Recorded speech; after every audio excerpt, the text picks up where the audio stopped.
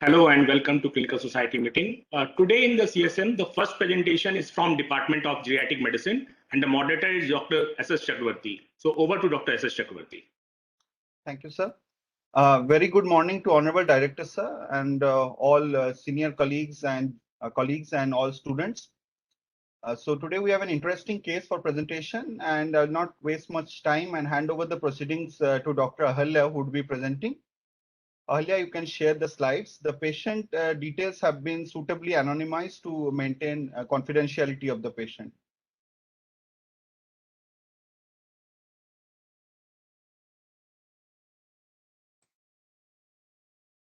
Good morning, everyone. I am Ahalya, representing Department of Geriatric Medicine. Today I am presenting an unusual case of hypereosinophilia. Case history: an elderly female of age 60 years, resident of Varanasi, presenting to the Geriatric Medicine Outpatients Department with the following complaints: facial puffiness for last 4 months, difficulty in swallowing for 4 months.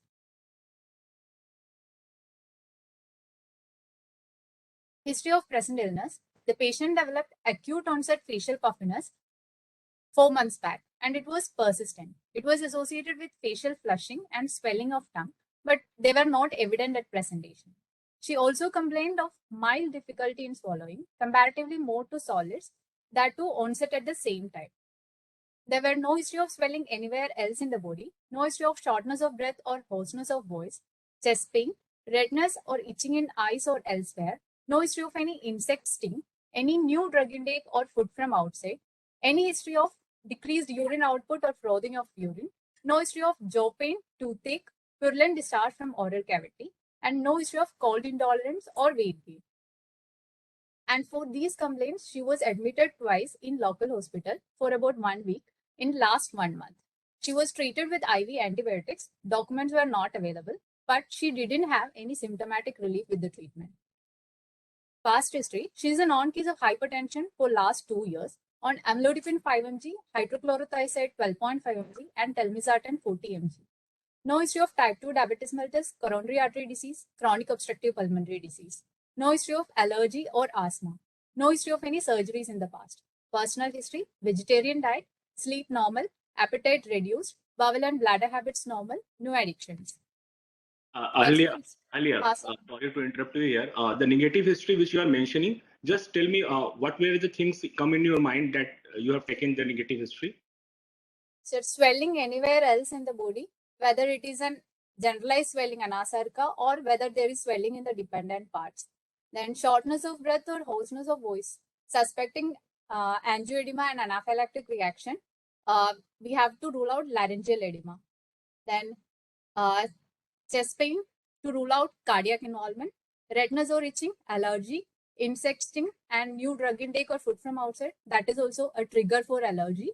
Decreased urine output or frothing, nephrotic syndrome or renal failure, jaw pain, toothache, purulent discharge, to rule out any infections in the oral cavity or Ludwig's angina, cold intolerance or weight gain, to rule out hypothyroidism. Okay. Okay. Menstrual history: she attained menopause at the age of 48 years.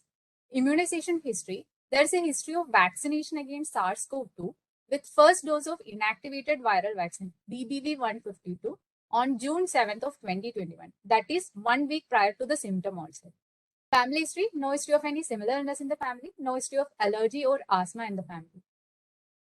Summary following history: a 60-year-old female, non-case of hypertension, presented with acute onset persistent facial puffiness with swelling of tongue and mild dysphagia with onset within 1 week of vaccination against SARS-CoV-2 with BBV-152 vaccine. General examination: at the time of presentation, she was conscious, oriented, and cooperative with moderate built-in nourishment. No pallor, icterus, cyanosis, clubbing, generalized lymphadenopathy, or pitting platelet edema. Vitals at the time of examination all were within normal limit. An examination, her face was puffy. However, there were no engorged neck veins, no hirsutism, purplish striae, bruises, or petechiae, and thyroid was normal. Examination of cardiovascular, respiratory, gastrointestinal, and nervous system, there were no significant abnormalities.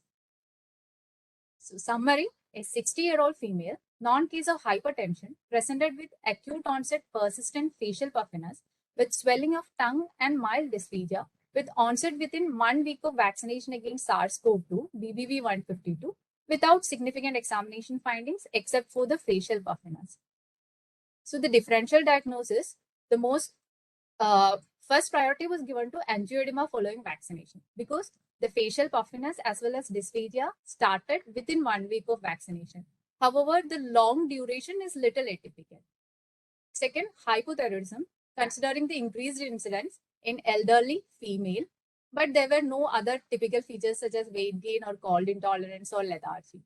And the other less likely differentials include Cushing syndrome. It can cause facial puffiness and hypertension is also favoring, but there were no history of any exogenous steroid intake, no history of other features such as hirsutism or EC bruisability.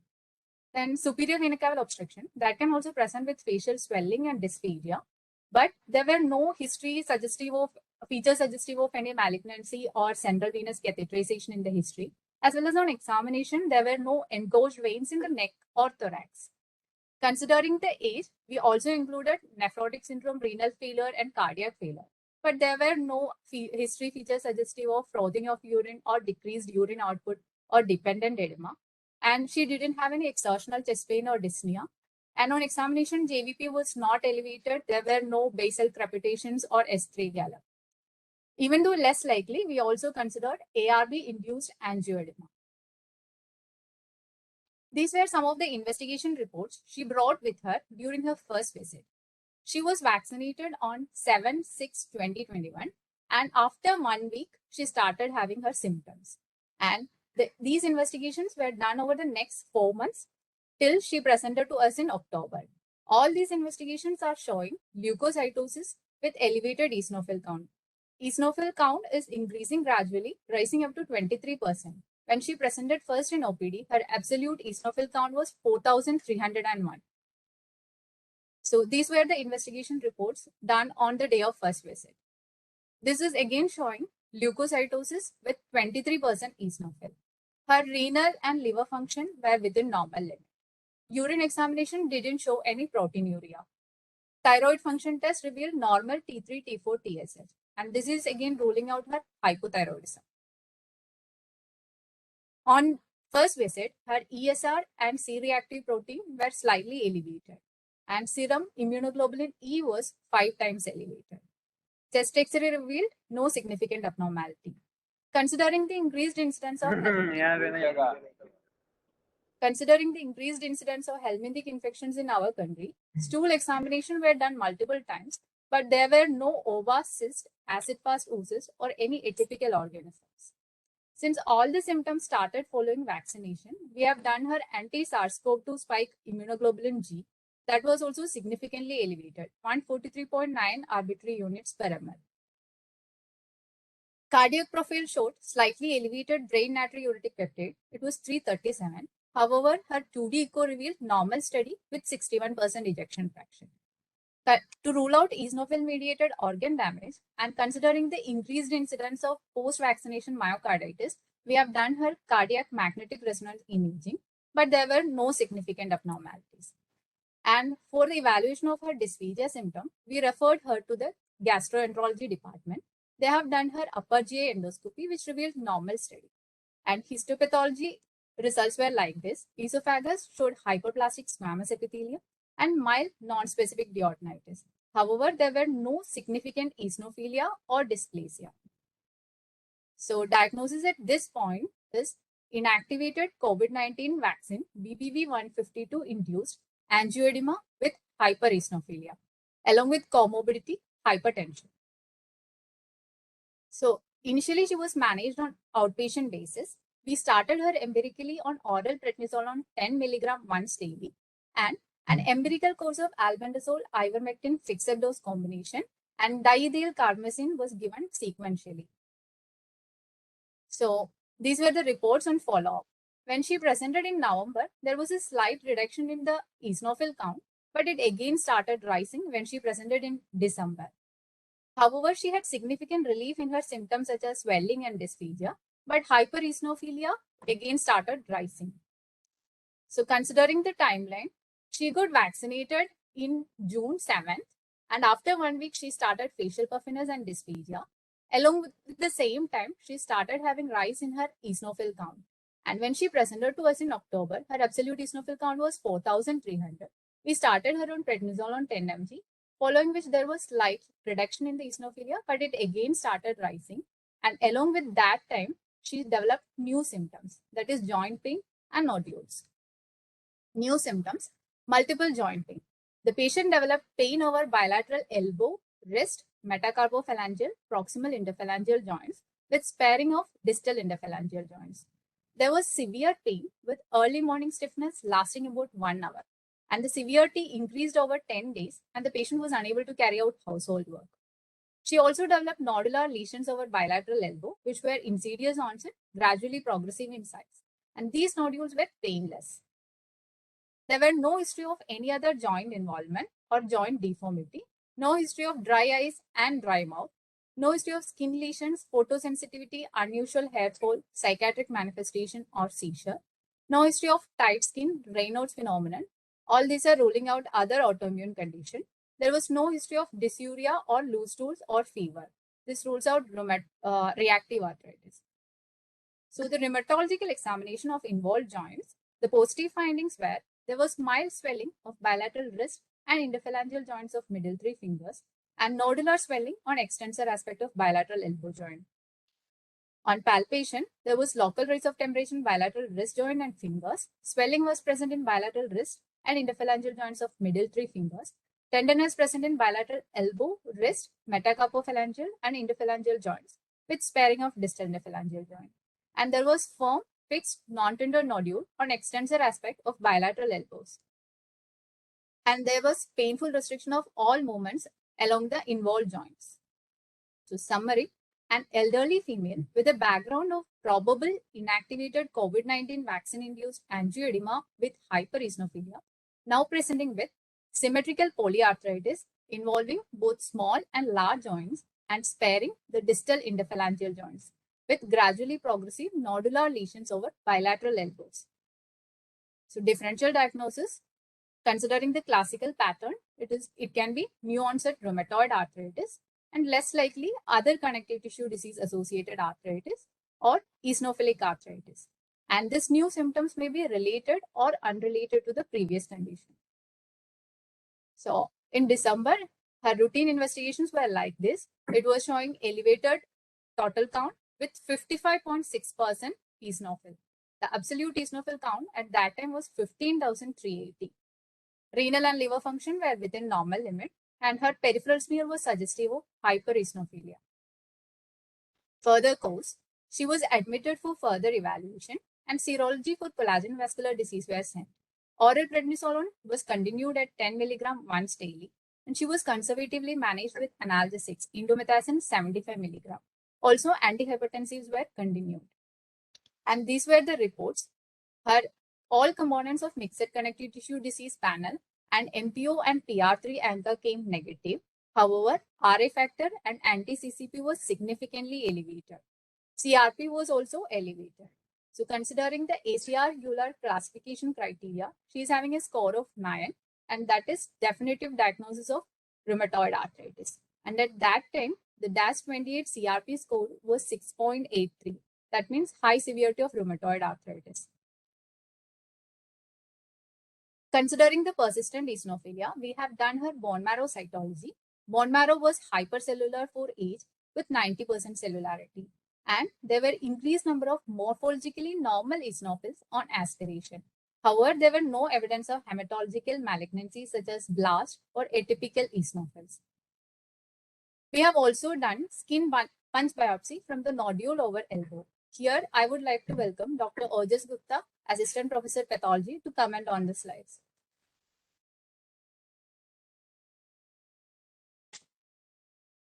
Thank you, Dr. Elia. Good morning, everyone. So we receive one block and one slide for review. The slides were of poor technical quality, and the section from the block show. So this is the scanner power view of hematoxylin and eosine stain slide. We can appreciate that this is the epidermis and papillary dermis. This is reticular dermis and deeper subcutaneous tissue. We can appreciate that the epidermis and papillary dermis are normal. And the main pathology lies in the reticular dermis and the deeper subcutaneous tissue. This is the further now concentrating on the pathology. This is the medium power view to appreciate the presence of multiple foci of the pathology, like in this area and these. So these are medium power view. Here we can appreciate that there is presence of this red color material. This is fibrin and it is surrounded by bluish material. Again, the similar nodule was also seen in the other area, in the deeper subcutaneous tissue. Further, higher power view to appreciate the presence of cytomorphological changes. So this fibrin was surrounded by palisading histiocytes, and these palisading histiocytes were surrounded by the vascular granulation tissue. The similar findings are also appreciated on this higher power view. This is the necrobiotic granuloma, and this is surrounded by these palisading histiocytes and followed by the vascular granulation tissue. Thank you, Ojas, for your expert comments. There was absence of any atypical cells, and Z stain for AB was negative.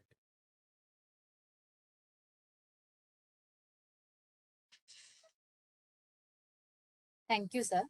And the final diagnosis is hypereosinophilia with angioedema and new onset seropositive rheumatoid arthritis following inactivated COVID-19 vaccination, BBV 152. And as per WHO causality assessment, it is showing probable association. Treatment, we started the patient on disease-modifying anti-rheumatic drug, weekly oral methotrexate 7.5 mg, along with folic acid supplementation after evaluating baseline blood count, renal, and liver function. Oral prednisolone 20 mg once daily was started and tapered over the next 1 month. Indomethacin 75 mg was given for pain relief. Follow-up. On follow-up, the patient had significant improvement in her joint pain, swelling, and tenderness, as well as hypereosinophilia improved.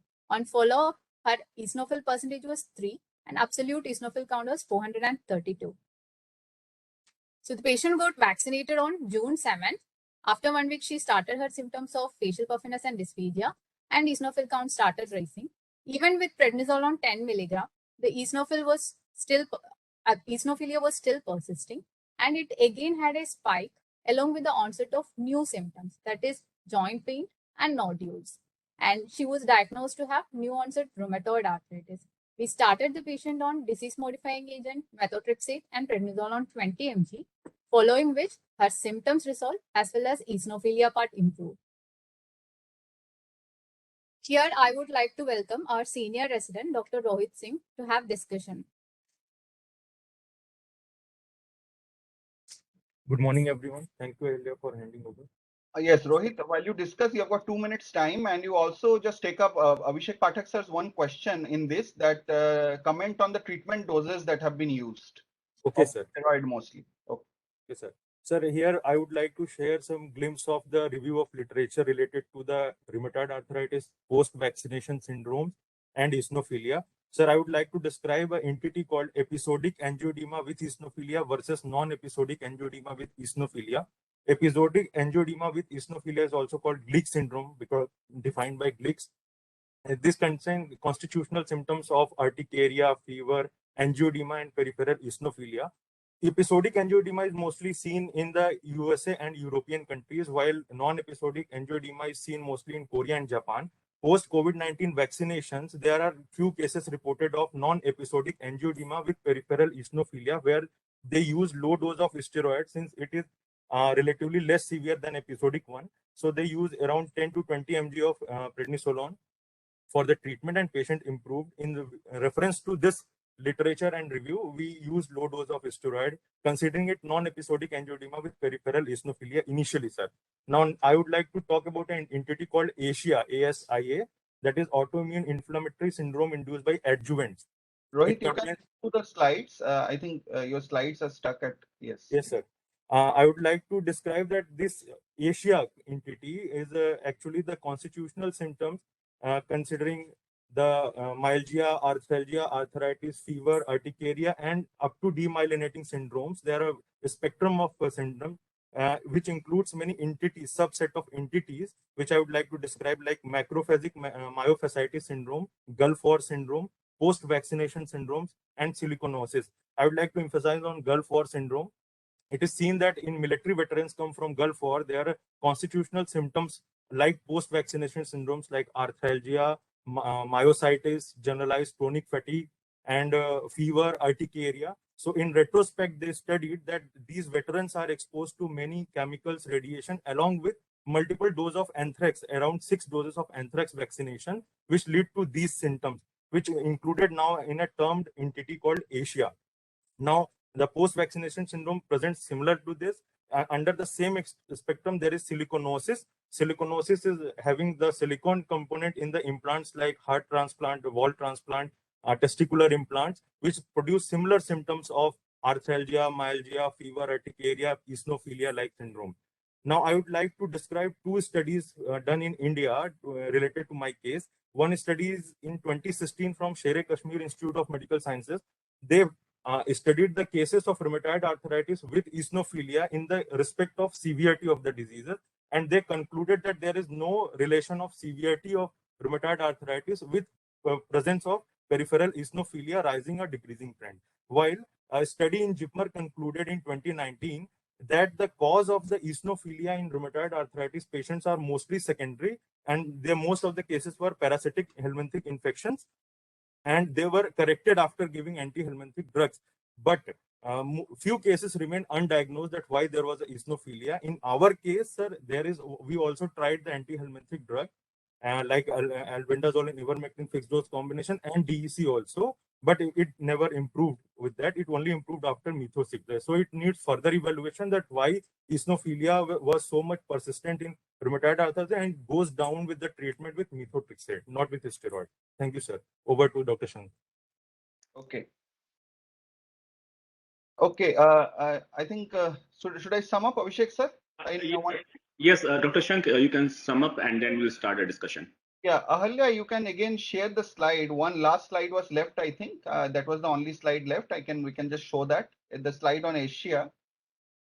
There is a condition in which there is autoimmune and autoinflammatory diseases, including rheumatoid arthritis and other conditions also like SLE and everything. They have occurred following vaccination. First described from Israel by a very reputed immunologist called Schoenfeld.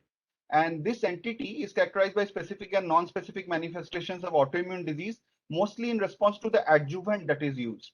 And we know that BVV152 vaccine, it uses isoquinoline compounds as adjuvants. It also uses an alum adjuvant. And this particular syndrome has been seen mostly with the adjuvanted vaccines only. So I think that sums up this case. I think the summation has been already done by Dr. Rohit, and we can take any questions that have been asked. Okay, thank you, Dr. Shank. So in this case, which you have presented, can you share the image of the patient, the facial puffiness, but that was missing, I think. Yes, that was done to maintain confidentiality. If someone, I mean, it would have been good to share, I am sure, but I think if consent has been taken or eyes has been masked, then patient did not wish that the photograph of the patient. They gave consent for histopathological and other pictures and investigations, but not for the face of the patients. Okay, and the duration of joint pain, the JR can answer. What is the duration of joint pain? Sir, almost 1 month with severity increased over 10 days. Okay, whenever we take the rheumatoid arthritis as a differential, I think the duration should be more than or equal to 6 weeks. In this case, it was less, sir. So why to take rheumatoid arthritis? Because after 6 weeks we have to diagnose, not before 6 weeks. This case we were considering a rapidly progressive disease, sir. But if you go with the criteria, I think the duration is more than or equal to 6 weeks. I would like to weigh in over there. Yeah, sir, the thing is that when you fulfill the other ACR EULAR criteria, now the criteria is known as a classification criteria. That means even if you have a score of 4 out of 10, whereas the cutoff score is 6, the patient may still be actually having rheumatoid arthritis. And the best way to diagnose is to do a follow-up and see if the score increases beyond 6. So in our case, even with that less duration, that is duration less than 6 weeks, which is one of the criteria used in the ACR EULAR classification criteria, the score came out to be 9. So there was a very high probability of this being a case of rheumatoid arthritis. Okay. This question is for the JR. What is the importance of urticaria in the patient? So considering anaphylactic reaction, urticaria has to be asked. No, like if you are dealing a patient with angioedema, so urticaria points out what disorders? Mast cell if it is mast cell induced angioedema, there can be urticaria also. Sorry, the release of histamine can result in urticaria. Okay, what was the serum IgE level in this patient? It was 1000, sir, 5 times the upper limit of normal. Okay, and in the pathological slides which you are sharing, any like the hypereosinophilic syndromes. So anything related to that? Sir, there was no organ involvement mediated by eosinophil in this case. Okay. So otherwise, the criteria is like 6 months duration is there for eosinophilia, but there were no eosinophil mediated organ damage in our case. So here I would like to comment, sir. We were actually focused. You have raised a very right point, sir. The nodule, when it first appeared, because there was such a rapid progression of rheumatoid arthritis, which we usually do not see in common practice. I, in fact, had never seen a rheumatoid nodule before in my practice, maybe because now DMRDs have become very common. Our senior faculty may have seen many cases of nodules. So because of the rapid progression, we definitely did think, was it an eosinophilic infiltration causing the nodule formation? But there was no such evidence on the histopathology. You also remember, sir, that the patient had dysphagia, and our senior resident correctly suspected, can it be an eosinophilic infiltration of the esophagus? So a biopsy was done from that also, but again, there was no evidence of eosinophilic infiltration. So whatever organs were involved, we suspected, we tried to look whether the eosinophils had involved that. And okay. there is one question, sir, pending, I think, regarding Dr. I request Professor S.K. Singh, sir. Sir, please unmute and give your comments. No, just short, if I remember correctly, we were taught that if someone develops eosinophilia with hypertension, think of polyarthritis nodosa. And that was the only learning point I had in my mind. And many times we have picked up cases of polyarthritis nodosa or other hypereosinophilic syndromes by just looking at the presence of hypertension and associated eosinophilia. And then they have polyarthritis or vasculitis and arthritis, and many times the skin lesions of the fingers due to vasculitis, but not like this case. As you described, this is angioedema initially followed by the arthritis. However, this could be a part of the same syndrome. Dr. Shankha has already answered to my question. Thank you, sir. Thank you, sir. very much. Very valuable comments, sir. Thank you, sir. I request Dr. Abhishek Pathak. You can unmute and ask your question. Yeah, thank you, Dr. Abhishek, for allowing me. I had few queries. The first one, as I told, no, the aspergillosis, the serology for the aspergillosis should have been done, and you agreed to it. But my major concern was the dose of steroids that you've used, because you yourself told that it was relatively an aggressive disease, and dose of methotrexate 7.5 milligram weekly and dose of steroids. Although the patient had shown improvement, obviously it was the dose that worked for him. But why did you choose the? Yes. So, sir, I will answer, sir. Dose of steroid used in rheumatoid arthritis is usually 20 milligram. We don't go for the higher, even if it's an aggressive disease. It's not indicated to use the full anti-inflammatory dose of 1 to 2 milligram per kg. No, I want to know the basis. Is it your experience or your guidelines remain the same? Sir. In rheumatoid arthritis, even 20 milligram of prednisolone daily is very effective. It is a bit atypical as compared to other autoimmune conditions like SLE and so on, where we have to use a dose of 1 to 2 milligram per kg, which is a very higher dose. In rheumatoid, so guidelines have this, right? Yes, absolutely. And second, sir, methotrexate in elderly patient, as a rule, starting dose we use 7.5 milligram, which is the lowest starting dose. In older patients, sir, we always start with the lowest starting dose. And we but you told it was 7.5. You did not increase it, right? No, we didn't need to. Within a month, the patient had a dramatic response. So the patient, elderly patient, usually, sir, we always start with the lowest possible dose for every So medication. in long-term follow-up, the 7.5 milligram weekly will be the dose for the patient? Yes, yes, sir. Yes, sir. Absolutely. Interesting. Thank you. Okay, I request Dr. Anand, you can unmute and ask your questions. Yeah, thank you. Sir, actually, it was really a nice case, but I think the correlate between the effect and the cause, it's a bit of dubious, because there is a lot of, you can say, the confounders. Although the ARVs is less likely to produce angioedema, but it is one of the cause. And the chances of angioedema or the facial puffiness or other symptoms increases with use of adding the diuretics and sometimes use of NSAIDs, because these are very notorious to add all these symptoms. So I think it is a bit of challenging, because as there are the latency period few days to month to years can be there, and the patient is taking these all drugs for the last 2 years. So I think it's a little bit tricky to differentiate whether this is the cause or the real vaccine is the cause for it. Yes. So could I answer if I've got time? 15 seconds. Yes, you can I answer. would ask for pharmacology's expert opinion. I think that can be given later in the group. What we want to say is, in any vigilance case, whenever there is a pharmacovigilance episode, if we do not remove the drug and the patient's symptoms improve, then it is very less likely that those drugs were the cause. So this patient is still on telmisartan. This patient was also started on indomethacin, and the patient is still on diuretics for hypertension control, and the patient has improved significantly. So it makes it very unlikely that these were the cause. And definitely, sir, ARBs can known to cause angioedema-like syndromes much later also in their course, but the relative risk with ARBs is much less as compared to AC inhibitors. And also they are described earlier as opposed to AC inhibitors where it can occur much later. But there are again isolated case reports. I acknowledge your point. But the patient is still on all of these medications and has improved. That gives the greatest evidence against these being the causal medications. Okay, thank you, Dr. Shank. I have seen Dr. Professor Madhukar sir has raised his hand. Sir, unmute and ask your question. So it's a very interesting case indeed, and sometimes it is very perplexing also.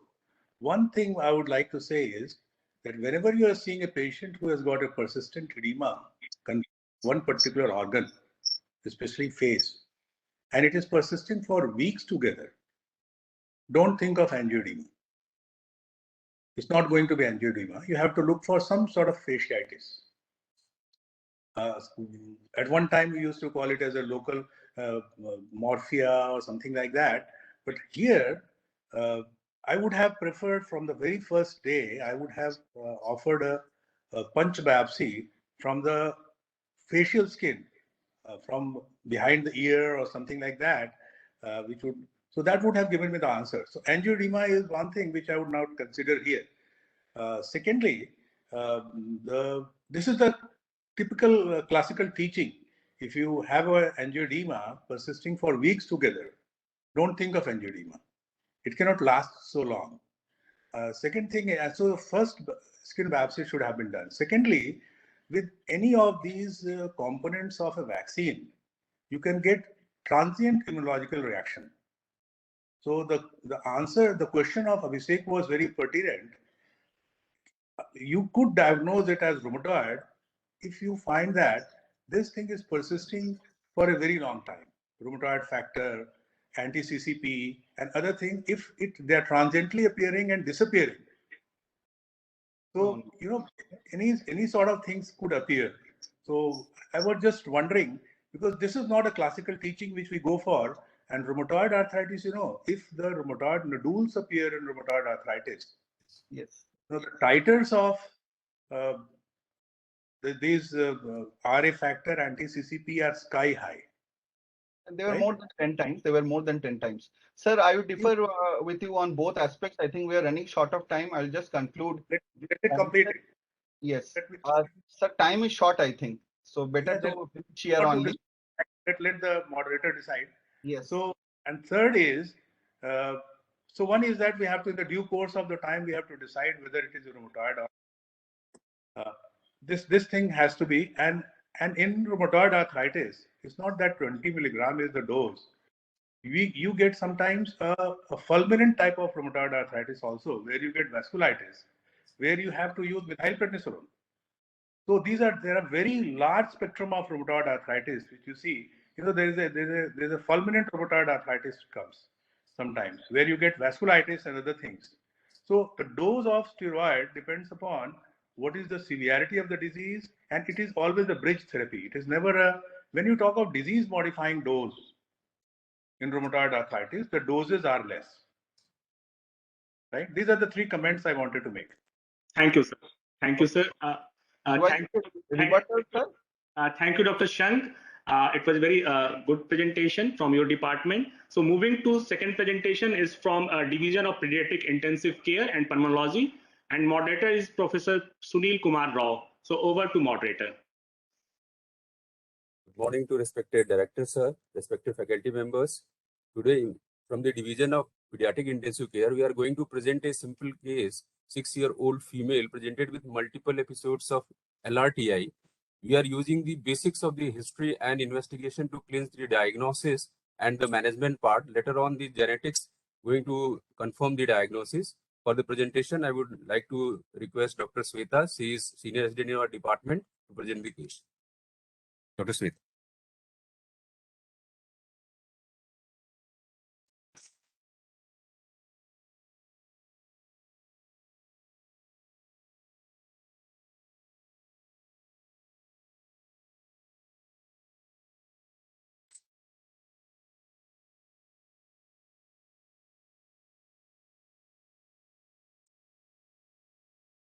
Thank you, sir, for giving me this opportunity. Good morning, everyone. Myself, Dr. Shweta Sharma from Department of Pediatrics, will be presenting respiratory insufficiency, child in peril. 6-year-old female child, resident of Varanasi, presented to our OPD on 10th November 2021 with complaints of fever and cough and cold for 15 days and difficulty in breathing for 10 days. Fever was insidious in onset, moderate to high grade, continuous initially but later became intermittent and lasted for a month. Cough and cold comprised of rhinorrhea, sneezing. The cough was dry and had no diurnal variation. Breathing difficulty was sudden in onset and progressive. Later on, child became breathless at rest. The child was unable to feed herself and had sweating accompanying the breathing discomfort. There was no history of rash, cyanosis, paroxysmal nocturnal dyspnea, hemoptysis, abnormal body movements, altered sensorium, loss of consciousness, noisy breathing, generalized body swelling, no history of choking, no history of cola-colored urine. Let's look at the past history. The child was admitted during neonatal period for respiratory distress and neonatal hyperbilirubinemia for 10 days. She had delayed motor milestones and proximal muscle weakness, for which the parents consulted to a pediatric neurologist in 2019. Serum CPK, serum homocysteine levels, thyroid profile, and clinical exome were done, reports of which were normal. Child had her first episode of pneumonia at 2.5 years of age, hospitalized for 20 days and received oxygen, antibiotics, and nebulization. Second episode of pneumonia was at 4 years of age, and child was diagnosed as pulmonary tuberculosis with query, and child had normal TMS, GCMS, echo, and gene expert. So we diagnosed the child as a case of delayed motor milestones, proximal muscle weakness, and non-resolving pneumonia. Etiology was pulmonary tuberculosis versus COVID-19 pneumonia. Child received oxygen, antibiotics, oseltamivir, and discharged after 5 days on ATT. ABG showed compensated respiratory acidosis. In follow-up, karyotyping and CT tracks were done, which were normal. I would like to welcome Dr. Vidika, SR1 Department of Radiology, to kindly comment on the X-rays and the CT scans done in 2020. Thank you, Shweta. Good morning, everyone. This is a chest radiograph PA view. Here we can see multiple patchy areas of increased radiodensity in bilateral lung fields, predominantly in both lower lobes and peribronchovascular distribution, along with the air bronchograms as seen over here, suggestive of consolidation. So the overall radiographic picture in correlation with clinical findings were more in favor of aspiration pneumonia. Another chest radiograph was done on 10th of June 2020, which shows significant resolution of opacities as we appreciate compared to the previous radiograph, with only some radiodensity in the left lower lobe as indicated by the black arrow. Yeah. Contrast enhanced CT thorax was done outside BHO on 10th of March 2020. The axial sections of mediastinal window at the level of cardiac chambers show segmental consolidation in the posterior segment of left lower lobe and subsegmental consolidation in posterior segment of right lower lobe with air bronchograms in both.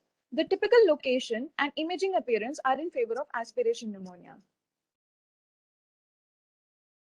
An HRCT scan was done on 9th September 2020. These are the axial sections of lung window of high resolution CT scan of thorax at the level of cardiac chambers, showing a small area of consolidation with ground glass opacification in inferior lingular segment of left lower lobe. So as we can appreciate, most of the opacities as seen in the previous scan has resolved now. Thank you, Dr. Vritika, for the expert comments. Let's look at the history again.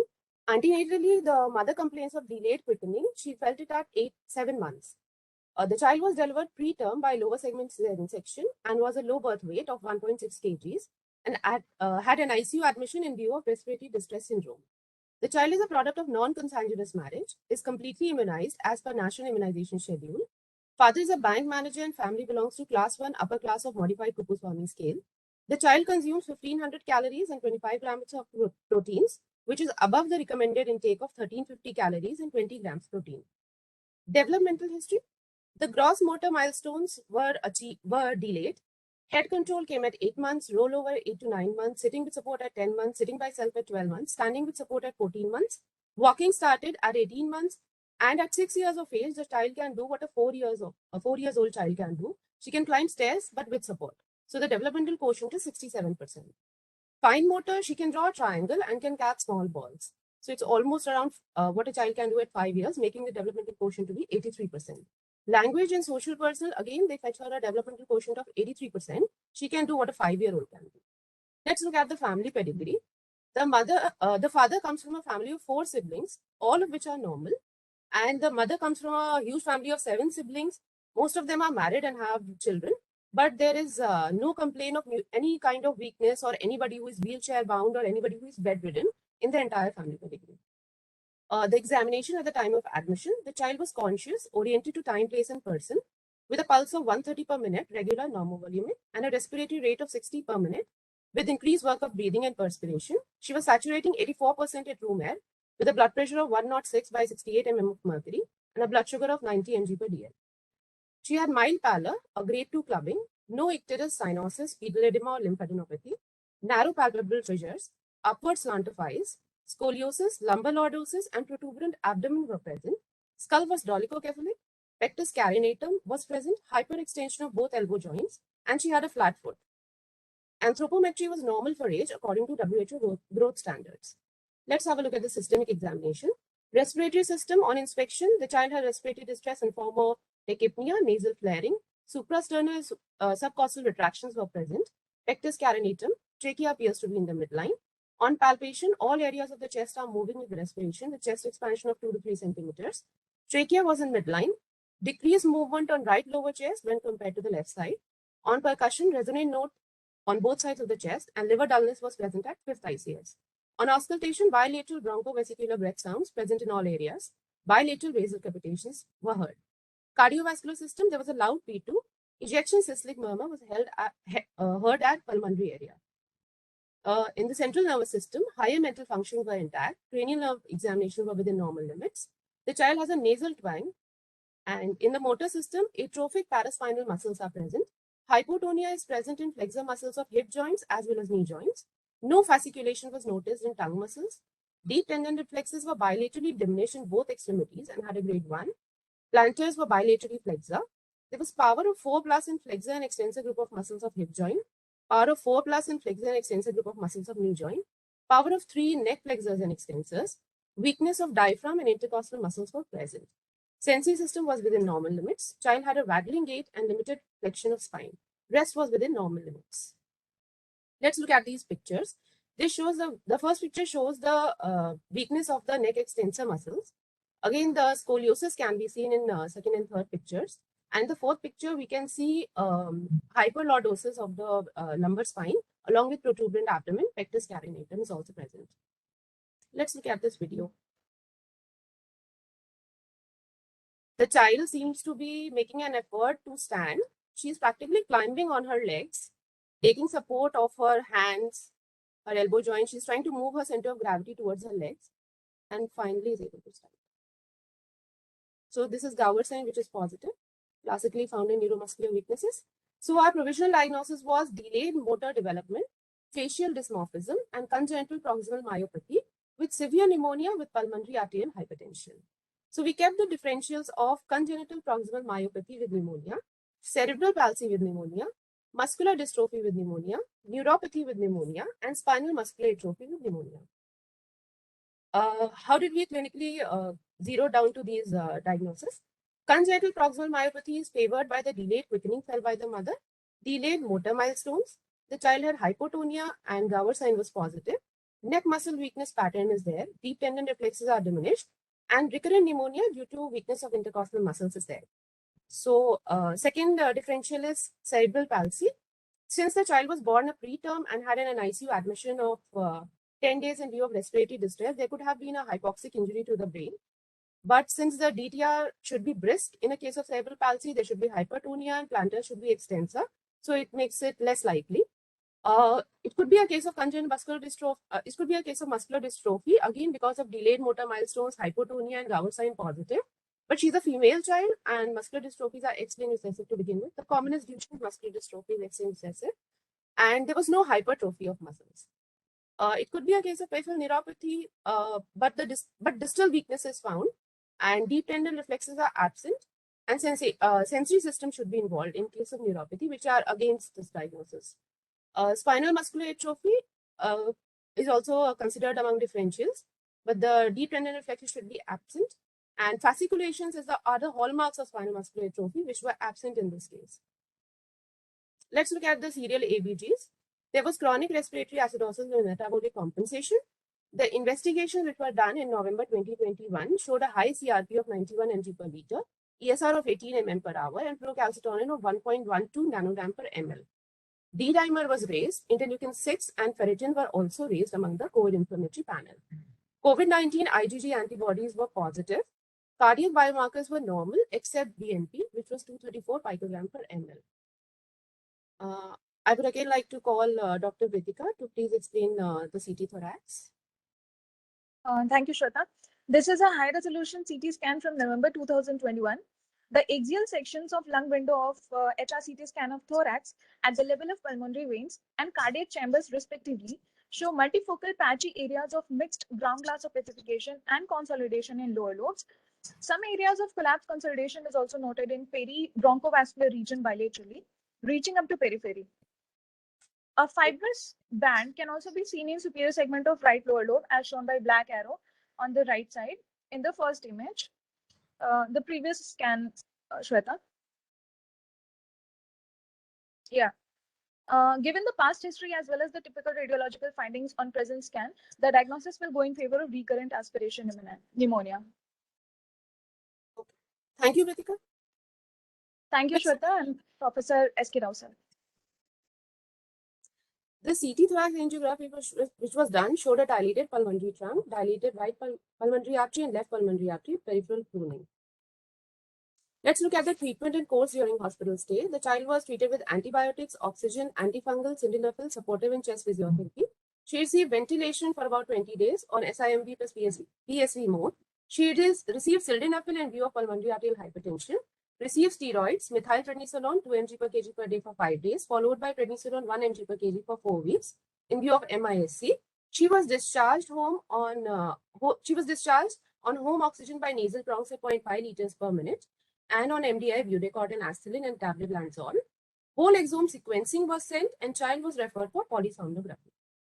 The whole exome sequencing report shows a heterozygous missense variation in exon 11 on chromosome 1 of the selenon gene, where glutamine is replaced by arginine.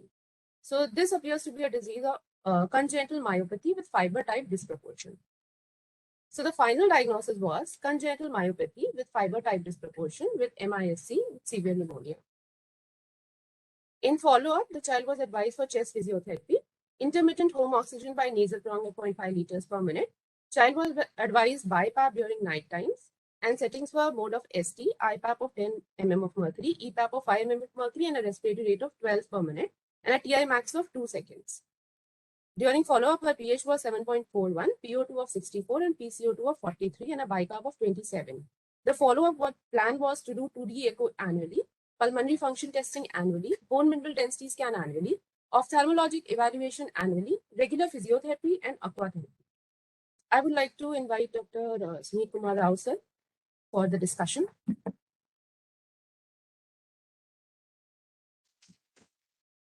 Thank you, Sweta, for giving an overview of this case. The learning points what we could get from this case is the importance of history and very simple bedside test, that is ABG.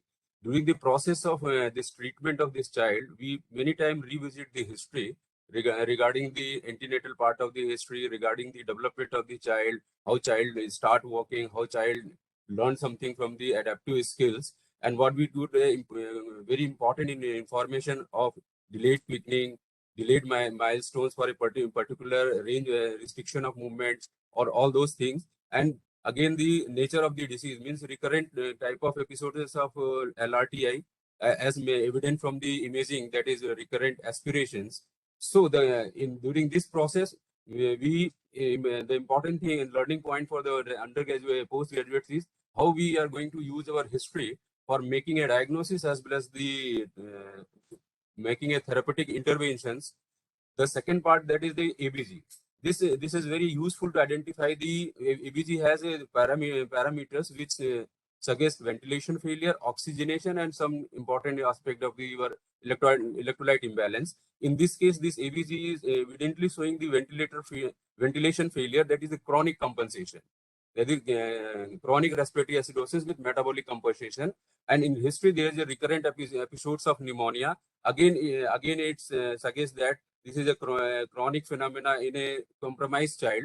So in this regard, the importance of these two make us to set our therapeutic goals of the blood gases. The normal principle is that in a case of acute setting, we set the target of PO2 of more than 80 and PCO2 of 40. But in a cases of chronic compensation, the target would be PO2 would be 60 and PCO2 slightly on higher side. If you have a baseline ABG of child from the predisposing events of the LRTI, then you also may keep those targets for the after the treatment also. And the ABG part, we have another parameter, that is pulmonary alveolar arterial gradient. If we look this on this gradient for the residents, we are going to identify the type of respiratory failure. If there is a hypoxia with hypercarbia with normal, this gradient means it is a type 2 type of failure, which is basically of a respiratory pump failure. If along with hypercarbia, hypoxia, and this gradient is increased, that is the normal for this gradient is 20. If it is more than 20, then there is a superimposed parenchymal lesions or infection along with type 2 respiratory failure is there. So the importance of this ABG in making the identifying the risk factors, emergencies, and management. Then we come to the second part in the management, that is ventilation. Ventilation, how we are going to ventilate in these settings, because it is a chronic phenomena where the body is going to compensate on all those things. So the important aspect during the management of this chronic respiratory acidosis, we have to identify the etiology as well as the precipitating event. Evident from the history, this child has a neuromuscular weakness. This predisposes to the recurrent aspiration, and later on there is a changes in the small airways, which is also compounding the retention of CO2. So we have to identify these risk factors. Then assessment of clinical signs of CO2, that is CO2 narcosis. If the child having hypoxia, acidosis, or there is a alteration in consciousness and hemodynamics, then we plan our therapeutic intervention. If we found the normoxemia near pH with conscious and stable hemodynamics with PO2, high levels of CO2, then we can accept this high level of PO2 if these all parameters are within normal range.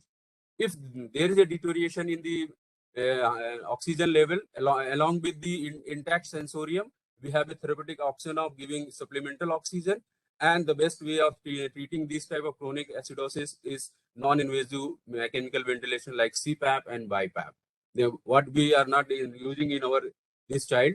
And again, if these non-invasive modalities are failed, then we have an option of invasive mechanical ventilation. in this particular aspect, in this particular aspect, we have to make sure that we are not going to increase the hyperinflation of the chest.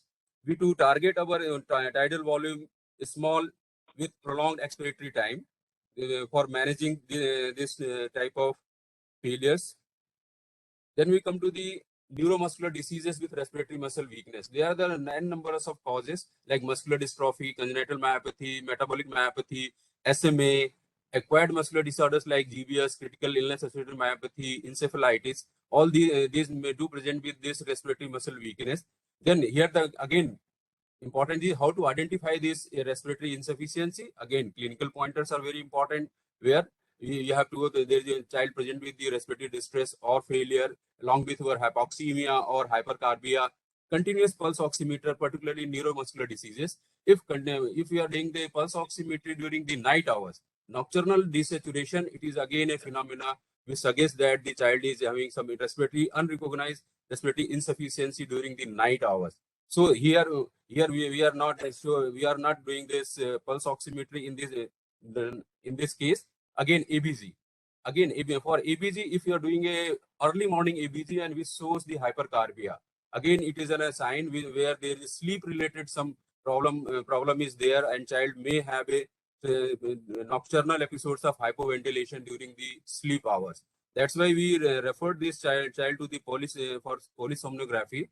And if the child permits and he is able to perform the PFT, then we definitely, if the PFT is less than 70%, this can lead to the RAM sleep associated hypoventilation, or forced vital capacity less than or equal to 50%. It causes another hypoventilation in other stages of sleep also.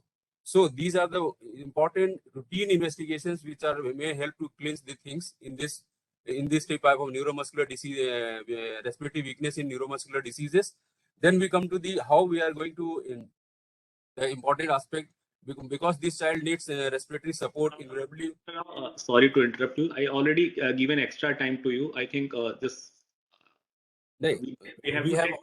Abhishek, we have started after late 5 minutes from the first presentation. So I take 2 minutes to conclude these slides. Okay. Because I already given more than 5 minutes, 7 minutes already given to you extra. So just I'm taking 2 minutes. No, I think that will be enough. Like take 30 seconds, then we will have to take some questions and comments from Honorable Director, sir. Okay. So I just I'm concluding this. Just I am giving a brief reported cases of these muscular dystrophy, sapien type related myopathies. Only 2 cases. One case is from India, and this is the second case. So, all presentations are mimicking with these 2 presentations, except the mutation, where the mutation is different. In our case, it is a Minsen's mutation, and either it is a in-frame insertion, what Sani et al. Has reported in this type of myopathy.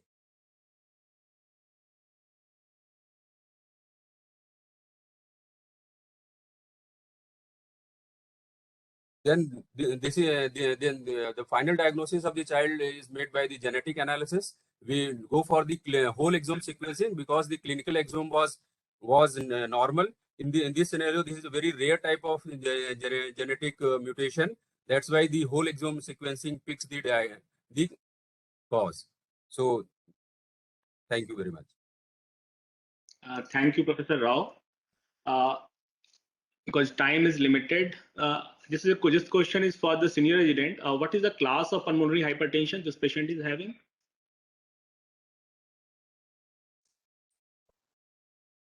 The child is having mild hypertension, sir. Mild pulmonary hypertension. I think the pulmonary hypertension classification, if you go with the WHO classification or the World Symposium on Pulmonary Hypertension classification, which classification you follow? So the wedge pressure we follow. I am not able to hear you. Just speak loudly. So right ventricular pressure we follow. If I answer this question, in this is a transient phenomena where the superimposed infection like ALRTI or all those things happens during this type of disease process. There is an increase in the pulmonary hypertension. Definitely, we are going to follow the WHO classification in here. But what there is a classical in the CT images, CT angiothorax is there is a dilatation of pulmonary artery with there along with tank, which suggests that there is a chronic process. That I understand, sir. I was asking the class of the pulmonary hypertension.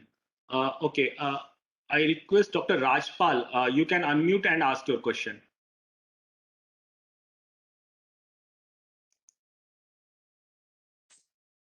Dr. Rajpal?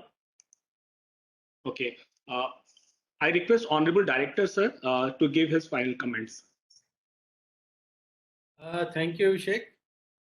So, both the departments, units, today we had interesting cases. First from the geriatric medicine, quite interesting.